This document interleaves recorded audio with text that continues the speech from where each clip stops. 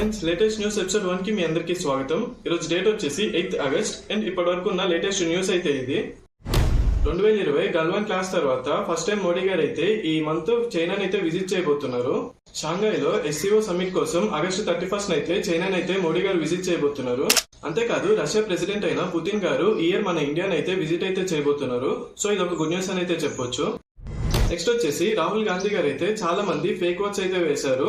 వాళ్ళకి ఒక అడ్రస్ లేదు అండ్ చాలా మంది ఒక ఫోటోతో 2-3 ఓట్స్ అయితే ఉన్నాయి అని చాలా అయితే ఎక్స్పోజ్ అయితే చేశారు. సో చూడాలి గవర్నమెంట్ దీనికి ఎలా రెస్పాండ్ అవుతుందో. నెక్స్ట్ ది TCS నుంచి రీసెంట్ గా TCS 12,000 ఎంప్లాయీస్ అయితే తీసేస్తుందని అయితే చెప్పిందిగా. సో ఇప్పుడు ఇంకొక అప్డేట్ అయితే ఇచ్చింది. ఏంటిదంటే ఇప్పుడు ఎవరైతే ఉంటారో TCS లో వాళ్ళలో 80% మెంబర్స్ కి అయితే హైక్స్ అయితే ఇస్తుందంట. లైక్ ఎలాగంటే 100 లో 80 మెంబర్స్ కి అయితే సాలరీస్ అయితే కొంచెం ఇంక్రిమెంట్ అయితే అవుతాయి. సో మీ ఫ్రెండ్స్ TCS లో వర్క్ చేసేటోళ్ళు ఉంటే వాళ్ళకి ఈ విషయం వెంటనే చెప్పండి. నెక్స్ట్ న్యూస్ వచ్చేసి ట్రంప్ 50% టారిఫ్ అయితే వేశారుగా ఇండియా మీద. సో ఎక్స్పర్ట్స్ దీని గురించి ఏమంటున్నారంటే సో దీనివల్ల పెద్ద లాస్ ఏమి ఉండదు అండ్ ఈ 50% టారిఫ్ కూడా ఇంప్లిమెంట్ అయితే చేయరంటున్నారు. ఎందుకంటే చూడండి ఈ 50% టారిఫ్ అనేది మనకి 17 డేస్ అయితే ఇచ్చారు. లైక్ ఎలాగంటే ఈ రోజు నుంచి చూసుకుంటే ఆగస్టు 27 or 28 అప్పటిదాకా మనము వాళ్ళు పెట్టిన అగ్రిమెంట్స్ కి అయితే అగ్రి అయితే చేయాలి. లైక్ మనం రష్యా నుంచి ఆయిల్ అయితే తీసుకోవద్దు, లేదా వాళ్ళకి మన ఫార్మర్స్ అయితే వాళ్ళ చేతిలో అయితే పెట్టాలి. మన ఫార్మర్స్ డెసిషన్స్ అన్ని వాళ్ళు తీసుకునేలా పెట్టాలి. ఈ రెండిట్లో దేనికి అగ్రి చేయకపోయినా కూడా వాళ్ళు అయితే మనకి టారిఫ్ వేస్తామని అయితే చెప్పారు 50%. అది కూడా మనకి 17 డేస్ అయితే ఇచ్చారు ఇది అగ్రి చేయడానికి. సో ఇక్కడ చూడండి మనకి 17 డేస్ అయితే ఇచ్చారుగా. సో 17 డేస్ తర్వాత ఆగస్టు 27 లేదా 28 అయితే ట్రంప్ టారిఫ్ అయితే విధించాలి. కానీ 28 నుంచి విధించాడంట. నెక్స్ట్ మంత్ సెప్టెంబర్ 17 ఉంటది కదా, అప్పటి నుంచి టారిఫ్స్ అయితే ఇంప్లిమెంట్ అయితే చేస్తామన్నాడు. కానీ మనకి టైం మాత్రం ఆగస్టు 27 దాకా ఇచ్చాడు.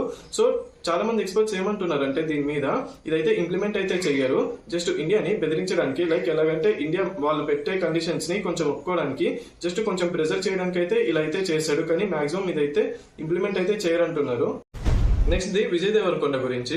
సో రీసెంట్ గా Vijay Deverakonda betting apps promotion చేస్తున్నాడని ఒక న్యూస్ అయితే హెడ్లైన్ అయితే చేశారు. సో దాని గురించి ప్రెస్ మీట్ అయితే పెట్టారు. లైక్ నేను ఎలాంటి బెట్టింగ్ యాప్ అయితే ప్రమోట్ చేయలేదు, నేను జస్ట్ గేమింగ్ యాప్స్ అయితే ప్రమోట్ చేశాను. గేమింగ్ యాప్స్ అంటే fantasy apps like dream level ఇవి ఉంటాయి కదా, వీటిని అయితే ప్రమోట్ చేశాను. కానీ అవైతే బెట్టింగ్ యాప్స్ కాదు. నేను ప్రమోట్ చేసిన దానికి ఒక ప్రాపర్ రిజిస్టర్ లైసెన్స్ ఉంది, ఇల్లీగల్ అయితే కాదు అని అయితే ప్రెస్ మీట్ లో అయితే చెప్పారు. సో ఇది న్యూస్ వచ్చేసి సో ఇప్పుడు మనం ఇన్స్టాలో వైరల్ అయిన కొన్ని రీల్స్ గురించి అయితే చూద్దాం. ఫస్ట్ వచ్చేసి ఢిల్లీ అసెంబ్లీలో 70 మెంబర్స్ ఎమ్మెల్యేస్ కి 16 Pro ఐఫోన్స్ అయితే ఇచ్చారు. సో ఒక్కొక్కటి మినిమం 1 lakh పైనే ఉంటది కాస్ట్. సో దీన్ని అయితే చాలా మంది అపోజ్ అయితే చేస్తున్నారు. ఎందుకు ఎమ్మెల్యేస్ కి అంత పెద్ద ఫోన్స్, లైక్ ఎందుకు ఇప్పుడు ఈ డెసిషన్?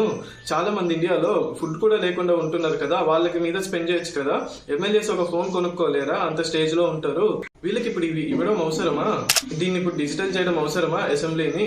చాలా మంది ఫుడ్ లేక అయితే ఉంటున్నారుగా, వాళ్ళకి సంగతి చూడండి అని చాలా మంది రీల్స్ అయితే పెట్టారు ఇన్స్టాలో. సెకండ్ ది పెప్సీ డ్రింక్స్ గురించి. అమెరికాలో అయితే వాళ్ళ ఫుడ్ మినిస్ట్రీ ఉంటది కదా, అవైతే పెప్సీని ఈ కెమికల్స్ అన్ని ఉంటాయిగా పెప్సీ డ్రింక్స్ లో, వాటిని అయితే తీసేయాలని అయితే చెప్పింది. సో వీళ్ళు కూడా అగ్రీ అయితే చేశారు. అమెరికాలో ఇప్పటి నుంచి పెప్సీకి సంబంధించిన ప్రొడక్ట్స్ అన్నిటిలో కెమికల్స్ అయితే ఉండవు. కానీ మన ఇండియాలో అలా కాదు, మన ఇండియాలో మాత్రం కెమికల్స్ ఉన్న ప్రొడక్ట్స్ లాంచ్ అయితే అవుతాయి. సో మన FSSAI వాళ్ళు కూడా దీని మీద ఏమన్నా రెస్పాండ్ అయితే అవ్వాలి. నెక్స్ట్ వచ్చేసి ఉత్తరాఖండ్ క్లౌడ్ సైడ్ గురించి తెలుసు కదా, చాలా నష్టం అయితే జరిగింది పాపం. సో చాలా మంది సోషల్ మీడియాలో ఏమంటున్నారంటే సేమ్ ఇదే డిసాస్టర్ 2013 లో కూడా వచ్చింది అండ్ ఇప్పుడు 2025 లో కూడా వచ్చింది. ఇంతకుముందు 2013 లో వచ్చినప్పటి నుంచి ఇప్పటికీ ఏమీ సేఫ్టీ మెజర్స్ అయితే తీసుకోలేదు. అప్పుడు వచ్చింది అయినా జాగ్రత్త పడలేదు, మళ్ళీ ఇప్పుడు వచ్చింది.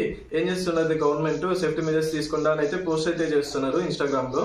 సో ఇది గైస్ వీడియో వచ్చేసి, వీడియో ఏమాత్రం ఇన్ఫర్మేటివ్ అనిపించినా వీడియోని లైక్ చేయడం మర్చిపోకండి. సో ఎవరైతే మీ ఫ్రెండ్స్ లేదా ఫ్యామిలీలో ఇన్ఫర్మేటివ్ కంటెంట్ కన్జ్యూమ్ చేయాలనుకుంటారుగా వాళ్ళకైతే వీడియోని షేర్ చేయడం మర్చిపోకండి. అండ్ మళ్ళీ మనం రేపటి న్యూస్ లో అయితే కలుసుకుందాం. అంతవరకు లైక్ చేసి కామెంట్ చేసి